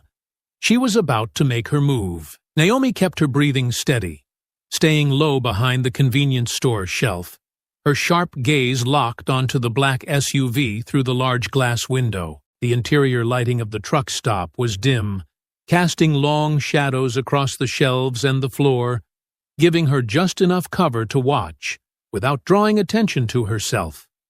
The two men inside the SUV were speaking, their silhouettes shifting as they gestured with tense, deliberate movements. Something was wrong. They were arguing. She couldn't hear them from this distance, but she didn't need to. Their body language said everything. Frustration, urgency, barely restrained anger. One of them, a stocky man with a shaved head, slammed his fist against the dashboard, while the other, leaner with a long scar running down his cheek, threw up his hands in frustration before shoving the door open and stepping out. Naomi tensed. The scarred man didn't look back as he shut the door behind him, muttering something under his breath before adjusting his jacket and striding toward the far end of the lot. He was walking with purpose, his hands curled into fists at his sides. Whatever they had been arguing about, it was enough for him to step away in the middle of a high-stakes escape. And that meant he was vulnerable. She glanced back at the SUV. The stocky man was still inside, leaning forward, his hands gripping the steering wheel, his head lowered slightly. He was either brooding or making a call. Either way, he wasn't moving yet. The rest of the fugitives were nowhere in sight. This was her chance. Naomi slipped back toward the side exit of the store, moving quickly but not rushing. She pushed open the door without a sound, stepping into the cool night air and immediately falling into step behind the scarred man, keeping a fair distance but never losing sight of him. He didn't seem to notice her. His posture was stiff, shoulders hunched slightly, his pace quick but uneven, as if his frustration was overriding his instinct to stay cautious. He passed the parked semis, weaving between them, heading toward a row of old storage containers stacked near the edge of the lot. Naomi's pulse remained steady as she followed, slipping between the shadows, her footfalls silent against the cracked pavement. The farther he went, the more isolated the area became. The truck stop lights barely reached this far, leaving only the dim glow of distant street lamps and the occasional flicker of passing headlights from the highway. The sound of the busy lot faded behind them, replaced by the low hum of crickets and the rustling of dry leaves caught in the wind. Naomi's fingers curled slightly, her body prepared to strike. Then, suddenly, the man stopped. He turned his head slightly, listening, his body tense. Naomi froze, her breathing shallow. His shoulders shifted as if he was debating something, but after a moment, he shook his head and kept walking, shoving his hands into his pockets. She let him move ahead another few steps before she started again, keeping herself angled slightly to the left, her eyes scanning for the right place to make her move. He was walking toward the storage containers, probably using them as cover while he figured out his next step. But Naomi wasn't going to give him that chance. She picked up speed, closing the gap between them. Just as he reached the edge of the first container, she struck. Her arm shot forward, wrapping around his throat in a tight, practiced hold. At the same time, she used her momentum to twist, sweeping his leg out from under him and driving him backward. His reaction was instant. He let out a strangled curse, hands snapping up to claw at her grip. But she was already shifting her weight, forcing him off balance. They hit the ground hard, but she stayed on top, keeping him pinned as she tightened her hold. He thrashed, trying to throw her off, but he was panicking now, his movements too wild, too unfocused. Naomi kept her grip steady, pressing down just enough to keep him gasping for breath, keeping him conscious, but too weak to fight back. "Don't make this harder than it has to be," she murmured, her voice low and controlled. The man struggled, his body twitching as he tried to buck her off, but his strength was fading fast. She let up slightly, just enough to give him room to wheeze in a breath. "Where are the others going?" she asked, keeping her tone even. The man coughed, his body still tense, but she could feel the hesitation creeping in now. He wasn't the leader. He wasn't the planner. He was following orders, just like the rest of them. Naomi shifted her grip, pressing her knee against his chest. "You're already caught," she said. "If you think Vinny's gonna come back for you, you're even dumber than you look. You tell me what I need to know, and maybe you don't go back to prison with broken ribs." The man let out a pained grunt, his fingers twitching against the pavement. He was weighing his options, trying to decide if he had any real way out of this. She could see the moment he made his decision. He exhaled sharply, tilting his head just slightly, and muttered, "They're heading south." Naomi narrowed her eyes. "Where?" "Safe house. Some guy Vinny knew from before," he wheezed. "They were supposed to meet up there and disappear. Get new IDs, new everything." Naomi's mind worked fast. If they had a contact lined up, then she was already running out of time. She needed to move before they could fully disappear into whatever network they had waiting for them. She adjusted her grip one last time, pressing down hard enough to make his breath hitch. "Give me a name," the man coughed, shaking his head. "I don't," she pressed harder. "Collins," he choked out, his voice strained. "Some guy named Collins. That's all I know." Naomi held him there for another second, memorizing every detail of his expression, his breathing, the way his pulse hammered beneath her grip. Then, without another word, she slammed her elbow against the side of his head, knocking him out cold. She exhaled, standing up, shaking out her fingers as she looked down at his unconscious form. 1 down, 7 to go. She turned back toward the truck stop, her mind already moving a step ahead. She had a name now, a direction, a lead. The hunt wasn't just closing in anymore. It had begun. Naomi crouched beside the unconscious man, her breath steady as she quickly searched his pockets. A cheap burner phone, a folded-up map with some locations circled, and a switchblade. She pocketed the phone and the map, but left the knife. She didn't need it. Her eyes flicked back to the truck stop lot, scanning for movement. The black SUV was still parked near the edge, its driver tense, shifting in his seat. He hadn't turned the engine over yet, but something about the way he kept looking toward the convenience store told her he was growing uneasy. She had to move fast. Flipping open the burner phone, she scrolled through the call log. Several recent outgoing calls, mostly to numbers she didn't recognize, but one stood out: C. Collins.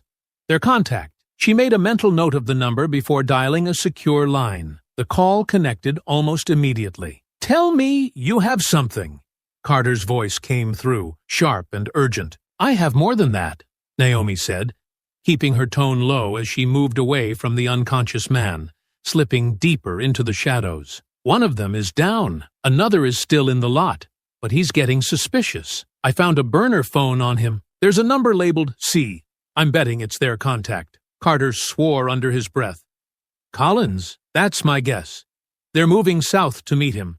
If we can get a trace on this phone, we might be able to pinpoint his location before they do." "I'll get our tech team on it," Carter said. "Where's the one you took down?" "Out cold by the storage containers behind the lot. He's not going anywhere, but we'll need someone to pick him up before he wakes up." "Sending local units now," Carter replied. "But listen to me, Naomi. Do not engage the second guy alone. We've got people moving into position. Wait for backup." Naomi's eyes remained locked on the SUV.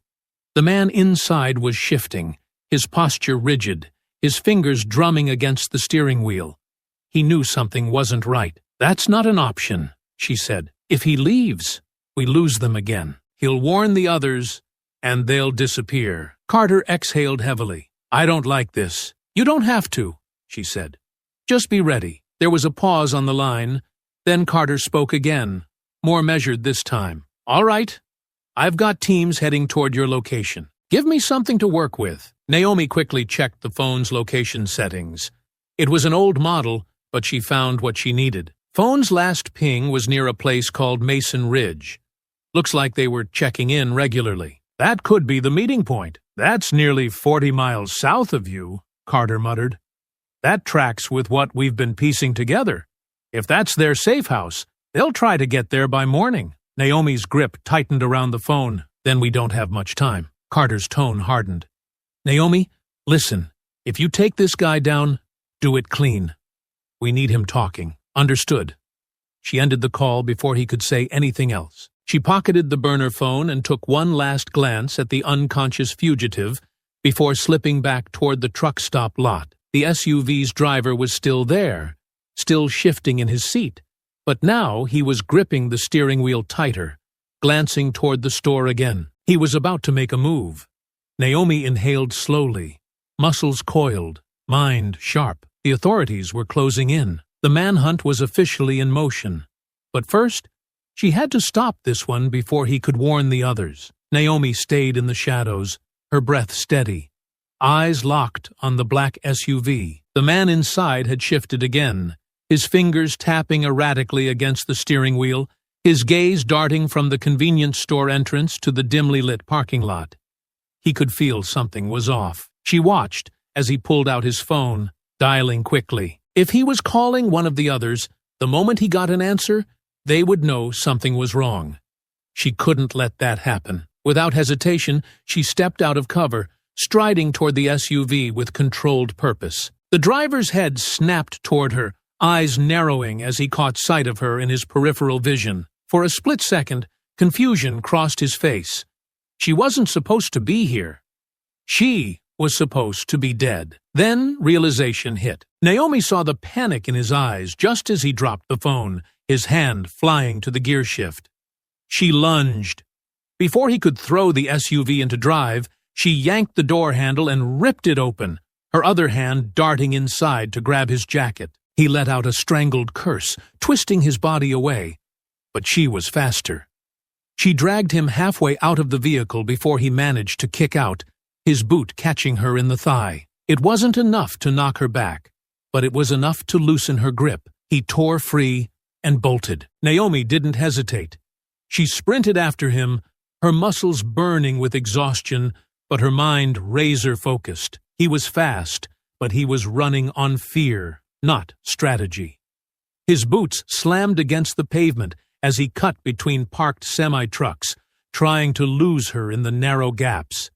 She was gaining. He threw a glance over his shoulder, his breathing ragged. His mistake. Naomi pushed harder, closing the gap between them. She angled her body, anticipating his next move before he even made it. He veered left, toward the edge of the lot, where the ground dipped into a drainage ditch. She lunged again, this time tackling him mid-stride. They hit the ground hard, rolling over the uneven gravel. He tried to twist out from under her, throwing a wild elbow toward her ribs, but she blocked it easily, using her momentum to shift her weight and pin him down. His breathing was erratic, his body still thrashing beneath her, but he was losing energy fast. Naomi grabbed his wrist, twisting it sharply behind his back, forcing a pained grunt from his throat. "You done?" she asked, her voice calm despite the adrenaline surging through her veins. "Get off me!" he spat, still struggling. Naomi pressed her knee into his back, tightening her grip. "You run again. I make sure you don't walk out of here." The fight drained out of him. He wasn't trained. He wasn't built for this. He was just another violent coward who had spent too much time hiding behind people stronger than him. Naomi shifted, reaching into her pocket and pulling out the burner phone she had taken from the first suspect. She flipped it open and dialed. Carter answered on the first ring. "Tell me you got him." Naomi glanced down at the man beneath her, his breath coming in short, defeated gasps. "Yeah," she said. "One more off the list." Carter exhaled heavily. "Good. Local units are 5 minutes out. You holding him?" "He's not going anywhere," she said, tightening her grip on his wrist for emphasis. The fugitive let out a muffled grunt of pain. "Then sit tight," Carter said. "We're locking this down now." Naomi nodded, though Carter couldn't see it. "The others will know something's wrong soon," she warned. "If we're going to catch them before they disappear, we need to move now." "We will," Carter assured her. One by one, Naomi ended the call and exhaled slowly, glancing down at the man pinned beneath her. He wasn't struggling anymore. He was listening. Good. She wasn't done yet. The hunt continued. Naomi didn't move as she waited for the approaching sirens, her knees still pressing into the fugitive's back, keeping him pinned. He had stopped struggling minutes ago, his breath coming in ragged bursts as he realized he had nowhere to go. He was trapped, and worse, he was alone. The others had left him behind, whether they meant to or not. That was the first crack in his confidence. "You're lucky I got to you first," Naomi said evenly, her voice low but deliberate. "The others wouldn't have waited to see if you made it out. They would have left you bleeding in the street." He didn't respond, his face half buried in the gravel, his jaw clenched tight, but his fingers twitched slightly against the pavement. A subtle tell. He was listening. She let the silence stretch for a few seconds, then leaned in slightly. "You think Vinny's going to wait around for you?" she murmured. "Think he's going to risk coming back for you now that he knows we're closing in?" Still nothing. Naomi exhaled slowly. "I already know about Collins. I know you were meeting him. I know this wasn't just about running, and I know you're running out of time." She adjusted her grip slightly. Not enough to let him up, but just enough to make it clear she wasn't going to leave him in the dirt forever. "But I need more than a name. You tell me where they're going next, and maybe I make sure you don't take all the blame for what happens next." The fugitive's breath hitched slightly.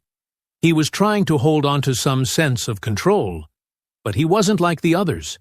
He wasn't the mastermind. He wasn't the muscle. He was a follower. And now, for the first time, he had no one to follow. The sirens were getting closer. "You don't have much time to decide," Naomi said. "Once the cops take you in, you're just another number. No deals, no leverage, just another fugitive caught in the net. But right now, you still have a choice." His jaw worked, his breathing shallow. He was still debating, still trying to figure out if he could talk his way out of this. Naomi didn't give him the chance. "You think the others aren't already turning on each other?" she continued. "They know we're coming. They know we're not stopping. The only thing you have left is what you can give me right now." Another pause. Then, finally, his fingers twitched again. "They're not staying with Collins," he muttered, his voice hoarse from the chase. That was just the first stop. Naomi narrowed her eyes. "Go on. They're splitting up." His words came out in a rush, like he had decided all at once that it wasn't worth holding on to anymore. "Vinny and Rust are taking a car and heading west. Grady and Brick are meeting someone else, someone outside the city. The others were supposed to lay low until things cooled off. Naomi's grip on his wrist didn't loosen. Where? The fugitive hesitated, but only for a moment. A cabin, near the state line. Vinny had it set up before we even got out. Naomi filed the information away, her mind already working. If they had planned multiple stops ahead of time, it meant they had a full support network, people willing to take risks to keep them hidden. That meant they weren't just dealing with fugitives anymore.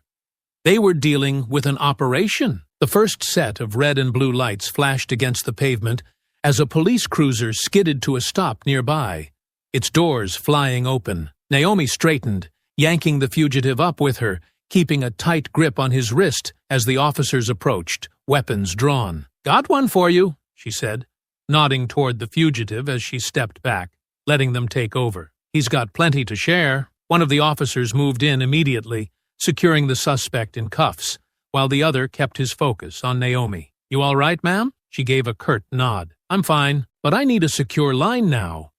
We don't have much time before the others move again." The officer nodded, already reaching for his radio. Naomi took a deep breath, stepping back as the fugitive was hauled toward the waiting cruiser, his face pale, his confidence shattered. The net was closing, and she was going to be there when it finally snapped shut. Naomi stood just outside the police cruiser as they secured the fugitive inside, his head tilted down, shoulders slumped in quiet defeat. His panic had passed. Now, reality was settling in. He had talked, and there was no taking it back. Whatever loyalty he had to the others had crumbled the second he realized he was alone. But Naomi wasn't focused on him anymore. Her mind was already ahead, thinking about the ones who were still free. She pulled the burner phone from her pocket and flipped it open, scrolling through the call log one more time. Collins. That was the key. If she could pinpoint his exact location, she could cut off their only reliable support before the fugitives even reached him. The man in the cruiser had given her useful intel, but there were still missing pieces. The officer she had spoken to earlier approached, radio in hand. "Your contact's on the line," he said, holding it out to her. Naomi took it without hesitation. "Carter." His voice came through immediately, tense but focused. "Tell me you got something." "They're splitting up," she said. "Vinny and Rust are heading west. Grady and Brick are meeting someone outside the city. I need eyes on the roads now." "We're already moving," Carter assured her. "State troopers have checkpoints going up. We've flagged all major exits, and we've got a federal task force monitoring highways. They're not getting far." "They won't use the highways," Naomi said. "They'll take secondary routes. Stay off the radar. If we're going to catch them, we need to be ahead of them, not chasing their tail." Carter exhaled sharply. "We've already got aerial surveillance scanning remote areas, but it's a lot of ground to cover. The sooner we narrow it down, the better." Naomi's fingers tightened around the burner phone. "I might have a way to do that." A pause. Then Carter's voice hardened. "Talk to me." She glanced back at the police cruiser. The fugitive inside was staring straight ahead, his jaw tight, his mind racing. He had given up information already, but she could feel it. There was still more. "I need 5 minutes alone with him," she said. Carter sighed. "Naomi, we have procedures." "We don't have time for procedures," she cut in. "He knows more than he's saying. He's scared. He'll talk if I push him the right way." Another pause. Then, begrudgingly, "Make it quick." Naomi handed the radio back to the officer, then stepped toward the cruiser. The fugitive barely moved as she opened the door, sliding onto the seat beside him. He didn't look at her, his gaze locked on the dashboard. His breathing was slow, but his hands were twitching against his lap. "You're not done yet," she said evenly. He exhaled through his nose. "I told you what I know. You told me what you thought would get you out of this faster." Naomi corrected. "But you left something out, something important." Silence. She leaned in slightly, lowering her voice. "Vinny trusted Collins enough to make him their first stop. That means they didn't just need a safe house. They needed something else. What was it?" His fingers twitched again. "A tell." "You can either give me the answer now," Naomi continued, "or I let Carter handle you the way he handles people who waste our time." She let the words hang for a moment, then added, "And trust me, you won't like that." The fugitive swallowed hard, his body stiff. Then, finally, he broke. "New papers," he muttered. "Collins has someone who can set them up with IDs, get them past state lines. That's why they were splitting up. Easier to disappear in smaller groups." Naomi's pulse remained steady, but she knew this was big. If Collins was handling new identities, then this wasn't just a safe house. It was an entire network designed to keep fugitives hidden. And that meant Collins wasn't just a contact. He was a player in this game. She pressed further. "Where is he?" The fugitive hesitated. Then, with clear reluctance, he muttered, "Farmhouse, near Millhaven. That's where they were meeting him first." Naomi committed the name to memory. Millhaven was an old rural town, mostly farmland, easy to hide in, with long roads leading to nowhere. If they had set up an operation there, it meant they had been planning this long before the escape. She nodded, then reached for the door handle. "You did one smart thing tonight," she said as she stepped out.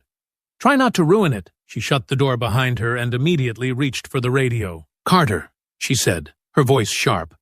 "I have a location. Millhaven. They're heading to a farmhouse there." A short silence. Then, "We'll move on it now.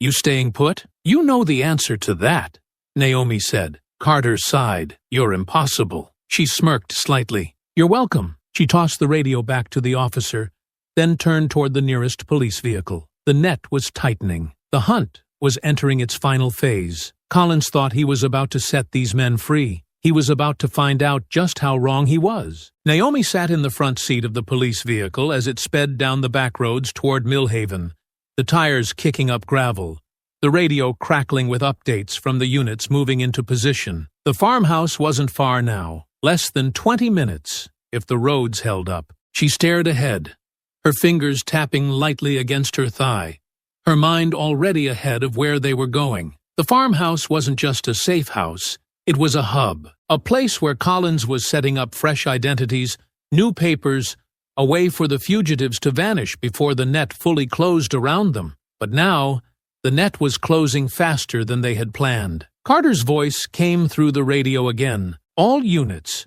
we have confirmation of 2 fugitives inside the property. We're holding position until we have visual on Collins." Naomi exhaled slowly. That was the right move. If they stormed in too soon, Collins might escape, and if he got away, the entire network could scatter before they could be taken down. This wasn't just about arresting 2 fugitives. This was about shutting down the entire operation. She grabbed the radio. "How many exits does the farmhouse have?"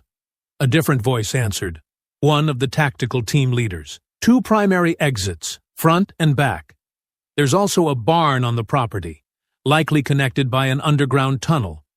If they try to run, that's where they'll go. Naomi's fingers tightened slightly. "Then we need to block that off before we make our move." "We've got a team moving into position near the barn now," the officer confirmed. The headlights of their vehicle cut through the darkness as the road curved, revealing the silhouette of the farmhouse in the distance. The structure sat back from the road, partially hidden by tall fields and surrounded by thick patches of trees. A dirt driveway led up to it, and in the dim moonlight, Naomi could see the outline of an old truck parked near the barn. "That's their vehicle," she muttered. Carter's voice came through again. "Hold positions. We need to confirm Collins is on site before we move." Naomi didn't argue. They needed this to be clean. She scanned the property, noting movement near the front porch. A man was stepping outside, lighting a cigarette, his posture relaxed but wary. She recognized him immediately. Rust, one of the 2 men inside. Another shadow moved near the barn. This one larger, slower. Brick, 2 of the most dangerous men in the group. Naomi's muscles tensed slightly. If they had been the ones to make it here, then Collins must have been expecting high-risk clients. That meant the operation at the farmhouse wasn't just small-time forgery. It was something more. The radio crackled again. "We have confirmation. Collins is inside." Naomi inhaled slowly. "Then we move now." The response was immediate. "Go! Go! Go!" Flashing lights burst through the darkness as tactical units surged forward, engines roaring as multiple vehicles tore up the dirt road toward the house. Rust barely had time to react before shouts rang out. "Hands up! Get on the ground!" Naomi was already moving, throwing open the door of the police car and hitting the ground running. Rust reached for his waistband, but before he could pull a weapon, a red laser sight cut across his chest, and he froze. "Don't be stupid," one of the officers barked. He hesitated for half a second, then slowly raised his hands. Naomi didn't stop. Brick was already moving, sprinting toward the barn, his massive frame barreling through the darkness. He was going for the tunnel. "Stop him!" Naomi shouted, pushing harder, her legs burning as she closed the distance. Brick didn't slow. He was almost to the barn, his heavy boots kicking up dirt and gravel. If he made it underground, tracking him would be a nightmare. Naomi reached for her sidearm, but before she could fire, another shot cracked through the night. A single, precise round. Non-lethal. Brick's leg buckled beneath him as he stumbled, losing momentum just before he could reach the barn door. Naomi lunged, slamming into him just as he tried to recover. The impact sent them both crashing to the ground, dust kicking up around them. Brick roared, twisting beneath her, trying to shake her off. But Naomi's grip was already locked in. She used his weight against him, forcing his arm back at an angle that sent sharp pain through his shoulder. "You're done," she said, her voice calm, controlled. Brick snarled, his breath ragged, but he didn't fight her anymore. The weight of approaching footsteps signaled the arrival of backup. Two officers grabbed Brick, pulling him the rest of the way down, securing cuffs around his wrists. Naomi exhaled, rolling her shoulders as she stood. The farmhouse was already swarmed with law enforcement. Rust was on the ground, restrained, his expression a mix of frustration and resignation. Inside, officers were dragging Collins out, the man's face pale as he realized exactly how badly things had fallen apart. The operation at Millhaven was over. Naomi turned toward Carter's approaching SUV as he stepped out, arms crossed. "You just can't help yourself, can you?" She smirked. "You love it." Carter sighed, but didn't argue. "Collins is in custody. That means we can start digging into his network. If he's been providing fake IDs, safe houses, and resources, he's been working with more than just this crew. This might go deeper than we thought." Naomi nodded. "Then we dig." Carter watched her for a moment. "You should take a break. Let us process this." She shook her head. "Not until the rest of them are locked up." Carter sighed again. "I figured you'd say that." He turned toward the farmhouse, rubbing his jaw. "We got 2 more down. That leaves 4 still running." Naomi's eyes narrowed slightly. Not for long. Naomi stood near the edge of the farmhouse porch, watching as officers secured the scene. The raid had gone smoothly. 2 fugitives down, their main contact in cuffs, and a table full of evidence waiting to be analyzed. But it wasn't over. 4 were still out there, and now, with Collins taken, they would be desperate. Desperation made men reckless, and reckless men made mistakes. She intended to be there when they did. Carter walked up beside her, his expression unreadable as he watched the last of the officers load Collins into a cruiser. "We've already started processing him," he said. "Not talking yet? But he will." Naomi didn't doubt that. Collins wasn't the kind of man built for this level of pressure. He had spent his life helping criminals escape, not getting caught himself. Now, his whole network was on the verge of collapse. And if she knew anything about men like him, it was that he would do whatever it took to save himself. She stepped off the porch, her gaze flicking toward the barn where agents were still sweeping for evidence. "I want to be in the room when he breaks." Carter gave her a knowing look, but didn't argue. "Let the feds process him first. We do this by the book." Naomi didn't respond. There was no need. They both knew she wasn't about to wait for bureaucracy to catch up to reality. The clock was ticking, and every second they wasted was a second the others used to slip further away. Inside the farmhouse, agents were combing through paperwork, burner phones and laptops spread across a table cluttered with documents. She skimmed a few of them, noting the level of detail. Collins had been more than just a contact. He had been planning this for longer than they realized. Fake passports, financial transfers, mapped out travel routes. This wasn't just about hiding 8 men. This was an entire network. One designed to make people disappear permanently. He wasn't just helping them, she muttered, flipping through a list of names and numbers. He was running an operation. Carter exhaled, rubbing his jaw.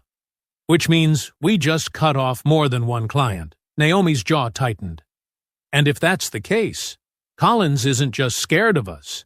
He's scared of who else might come looking for him. That was leverage. An hour later, Naomi sat across from Collins in a dimly lit interrogation room, the air thick with tension.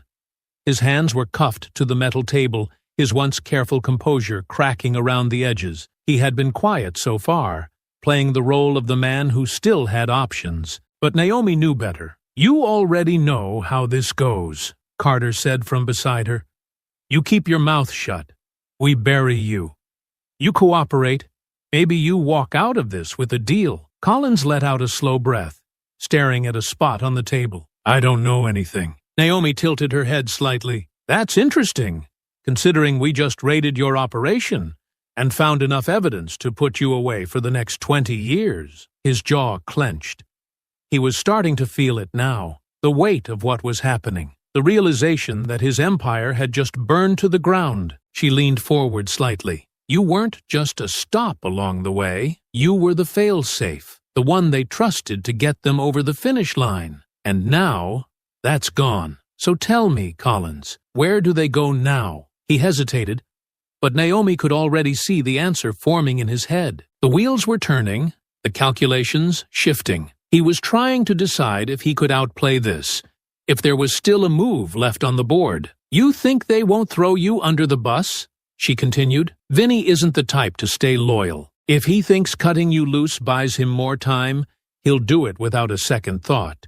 If he hasn't already." Collins's fingers twitched against the table, barely noticeable, but enough. Naomi pressed just a little harder. "You don't have to go down with them. You give us what we need. You walk out of this alive." The silence stretched. Then, finally, Collins let out a slow breath. "They were supposed to call me when they got close to the border," he muttered. "I don't know if they still will, but that was the plan." Carter immediately signaled for one of the agents outside the room. "Get a trace on all recent contacts. If Vinny or any of the others call, I want it live." Naomi kept her eyes locked on Collins. Where were they going to cross? He exhaled sharply. "Old smuggling route near the western state line. It's off the main roads. Quiet. Cops don't check it often." Naomi memorized the location instantly. It made sense. If they had a contact helping them there, they could be out of the country before sunrise. She stood, sliding her chair back with a controlled movement. "Then that's where we're going next. Somewhere far from Millhaven, deep in the woods near the border, Vinny paced beside a stolen sedan, his expression tight with frustration. Grady sat on a nearby rock, flipping a knife between his fingers, his gaze sharp and unreadable. "You sure Collins is still good?" Vinny's jaw clenched. "He better be. We don't have many options left." Brick and Rust were gone. The farmhouse was compromised. Collins hadn't answered his last few calls, and that silence was making Vinny restless. Grady smirked slightly. "We could always change plans, find a new route, maybe ditch the others while we're at it." Vinny shot him a sharp look, but he didn't argue. They were running out of time. They just didn't know how close Naomi was getting. The dirt road stretched long and empty, the dense trees lining both sides casting deep shadows under the faint glow of the moon. Naomi stood near the hood of a blacked-out SUV, her arms crossed, eyes scanning the road ahead as the tactical teams finished positioning themselves. The smuggling route Collins had given up was barely more than a forgotten trail, an old bootlegger's pass from decades ago, now used for moving things and people across the border without being seen. If the fugitives followed their original plan, this was their last exit before they truly disappeared. Carter stood beside her, his expression grim, as he listened to the last of the radio updates. "We've got teams positioned at both ends of the pass. Air support is on standby, but this area's dense. If they get into the trees, we could lose them." "They won't get into the trees," Naomi said, adjusting the earpiece linked to the other units. "We hit them hard and fast before they have a chance to react." Carter exhaled, rubbing his jaw. "You think they'll actually come through here?" "Collins gave them up too easily. If they suspect something's off, they might reroute." Naomi shook her head. "Vinny's out of options. He doesn't have time to plan another escape route, and he doesn't trust anyone outside of Collins. He'll still come through here.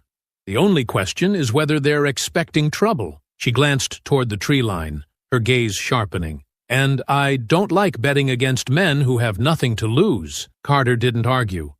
A crackle came through Naomi's earpiece. "We've got movement. Vehicle approaching from the north. No headlights." Naomi's pulse remained steady, but she could feel the shift in the air. This was it. The radio continued, the voice clipped and controlled. "One vehicle. 4 heat signatures inside. Moving slow." Naomi stepped away from the SUV, pulling the suppressed sidearm from her holster as she made her way toward the edge of the road. Around her, the tactical units remained hidden, spread out in positions that left no room for escape. The moment the fugitives reached the designated mark, the trap would spring. The sound of the approaching vehicle was faint at first, barely a murmur against the night air. Then, the dark shape of the stolen sedan emerged at the far end of the pass, rolling forward at an agonizingly slow pace. No headlights, no sudden movements. They were cautious, suspicious. Vinny was behind the wheel.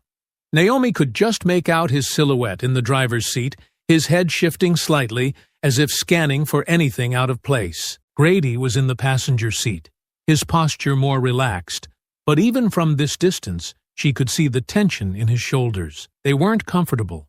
They could feel the weight of something closing in. "Hold," Naomi murmured into her comms. The vehicle was almost at the mark. 10 more feet. 5. Then, without warning, Vinny slammed the brakes. For a split second, everything froze. Then chaos erupted. The tactical team made their move, floodlights flashing on as vehicles roared onto the road, cutting off both the front and rear exits. Shouts rang through the night. "Hands up! Out of the vehicle!" But the fugitives didn't hesitate. Grady moved first, yanking a sawed-off shotgun from the floor of the car and firing a blind shot through the windshield. The blast shattered the glass, forcing some of the agents to duck back for cover. At the same time, Vinny threw the car into reverse, tires screeching against the gravel as he tried to spin the vehicle around. Naomi didn't wait. She surged forward as the passenger door flew open, Grady diving out, gun still in hand. He twisted mid-roll, firing another wild shot before scrambling to his feet and sprinting toward the tree line. She was already on him. Naomi cut the angle, moving fast, her footsteps silent over the dirt. Grady was big, but he wasn't trained. He ran like a man who was used to chasing, not being chased.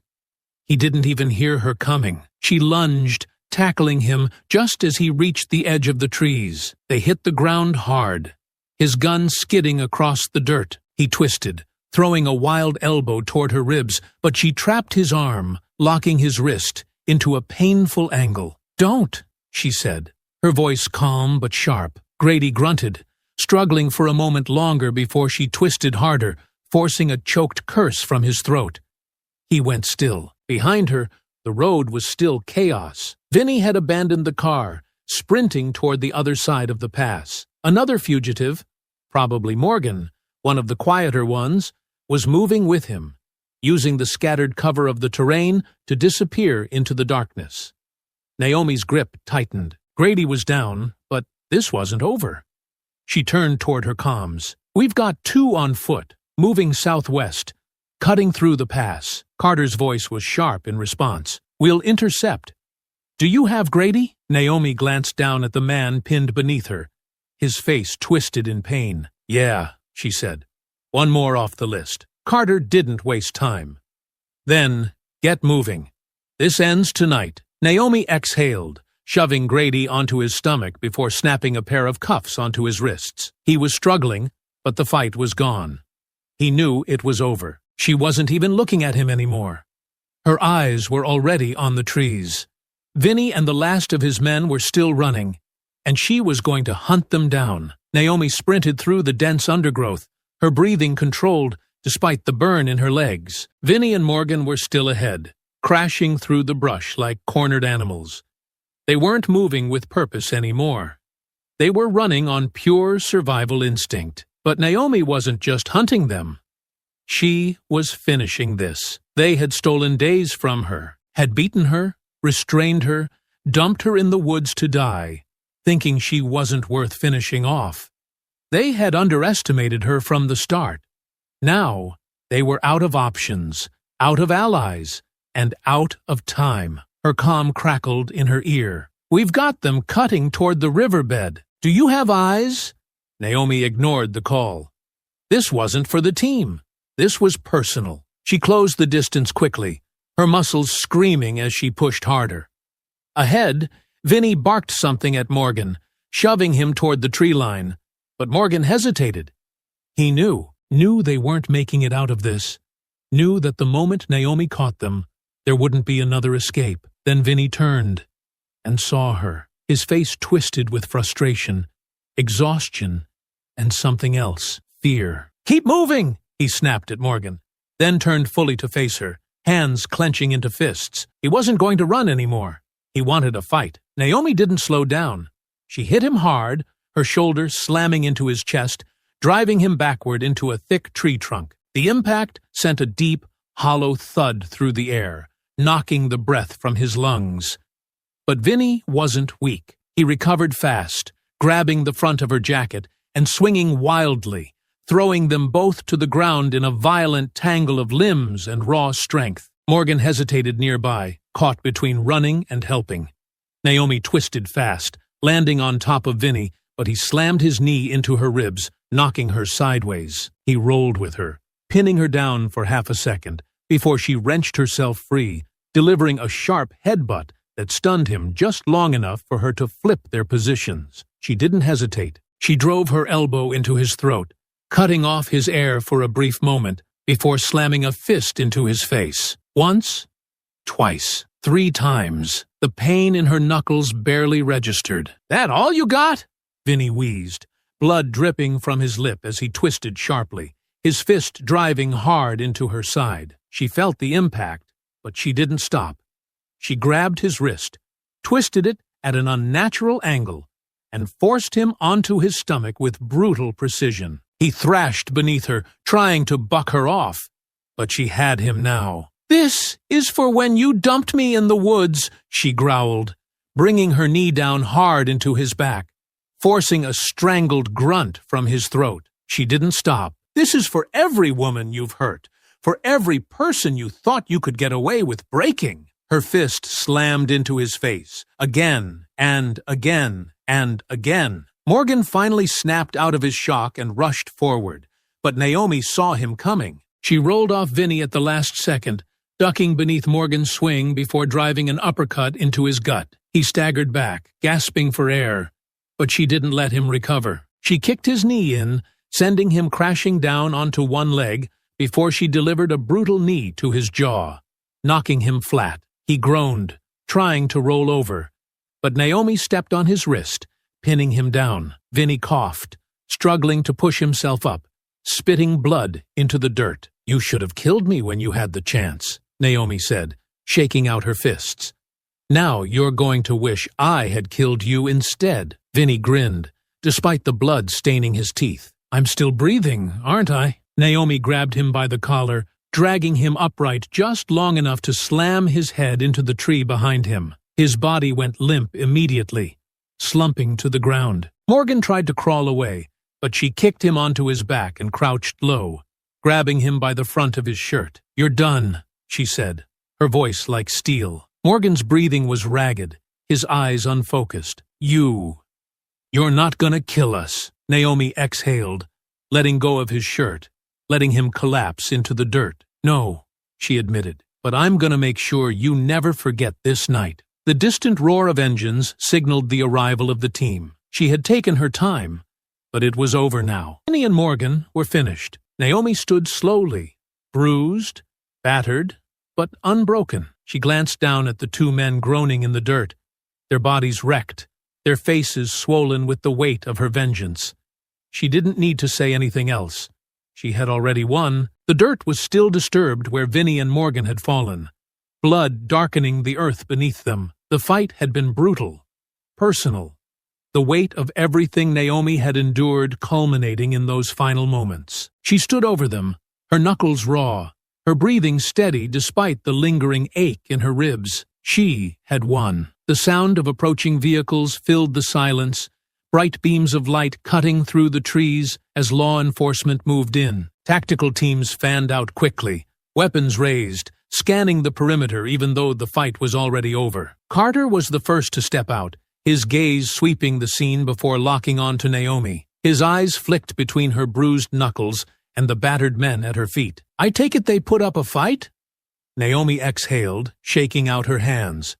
"Not much of one." Carter sighed, rubbing a hand over his face before gesturing for the team to move in. Officers swarmed the area, securing Vinny and Morgan in cuffs, hauling them upright despite their groggy protests. Vinny's head lolled slightly, his face swollen, blood still dripping from his nose, but he forced a smirk when Naomi met his eyes. "Hope it was worth it," he rasped, his voice barely holding together. "We'll see you again, Cole." Naomi didn't blink. She took a slow step forward until she was close enough that only he could hear her. "No," she said, her voice cold.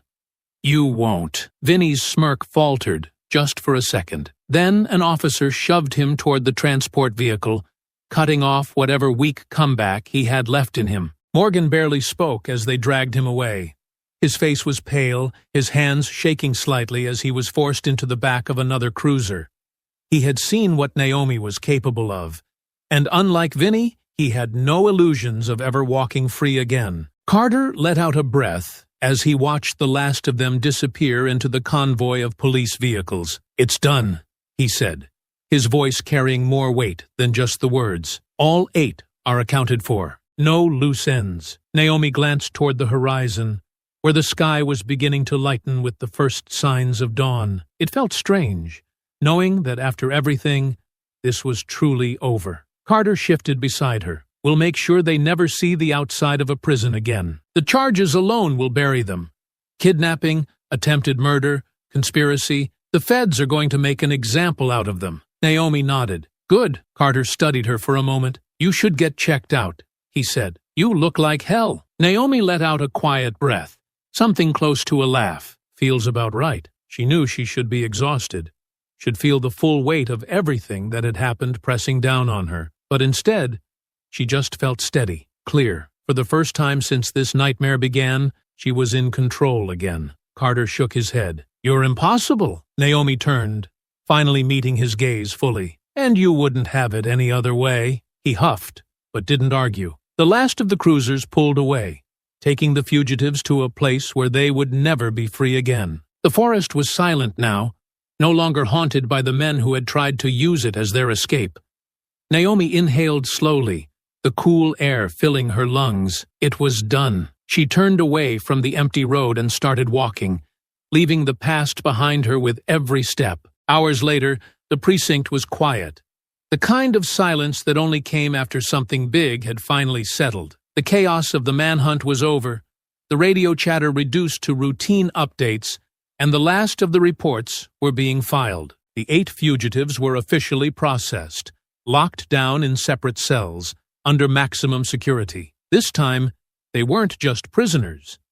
They were examples. Naomi sat in the corner office, an ice pack pressed against her bruised knuckles. The pain was dull now, a distant reminder of everything that had happened. The last fight still lingered in her mind. Vinny's arrogance, the desperation in Morgan's eyes, the way they had fought like they still believed they could win. They had spent every second of their escape thinking they were untouchable, that they were smarter, faster, that the system would hesitate just long enough for them to vanish for good. They had been wrong. Across from her, Carter leaned against the doorway, arms crossed, watching her the way he always did after a case like this. "You know, most people celebrate when they take down an entire fugitive operation," he said.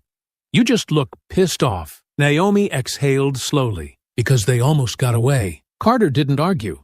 They both knew it was true. If even one step had gone differently, if she hadn't fought back in the woods, if she hadn't escaped that night, if she hadn't tracked them down herself, 8 violent men would be free right now, slipping into new lives with new names, ready to start over somewhere else. Instead, they were back in chains. And this time, the door was being welded shut behind them. She set the ice pack down, flexing her fingers. "They're not walking out again, right?" Carter let out a short breath, shaking his head. "Not a chance. Their original sentences were bad enough. Now they're looking at life. No parole. Solitary for most of them. Federal escape charges alone would have buried them. But after what they pulled, they'll never see the outside again." Naomi nodded once, absorbing that. "Good. They also tightened security for future transfers," Carter added. "The way these guys broke out? That's not happening again. Not for them, not for anyone." That was the part that mattered. They weren't just locked up. They were finished. There wouldn't be another escape attempt. No more loopholes. No more hidden contacts waiting to get them out. The entire network Collins had built to help them had been dismantled. Any judge, any warden who looked at their files now would see one clear warning.